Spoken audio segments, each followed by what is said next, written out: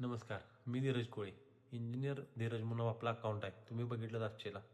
तर विषय काय आहे, आपण बघतोय की सिव्हिल इंजिनियरला काम देण्यापेक्षा माणसं कॉन्ट्रॅक्टरला काम द्यायला जास्त हे करतात. कारण ते पैसे कमी करतात. पण पैसे कमी जरी केलं तर ते किती क्वालिटी देतात किंवा काय त्यात मटेरियल वापरतात याच्याकडे तुमचं लक्ष नसते. त्यामुळं तुम्ही काम देताना पहिला तो इंजिनियर आहे का, त्याने कामं केल्यात का, कशी कामं केल्यात, हे पहिला बघत जावा. आणि आपलं घर म्हणजे आपली आयुष्यभराची कमाई आहे, ती तुम्ही वाया जाऊन देऊ नका. भले तुम्ही कुणाला देताय, कुठल्या इंजिनियरला देताय असं मी म्हणत नाही, मलाच द्या किंवा कुणालाच द्या, पण किमान इंजिनियरचं मार्गदर्शन त्या कामाला पाहिजे.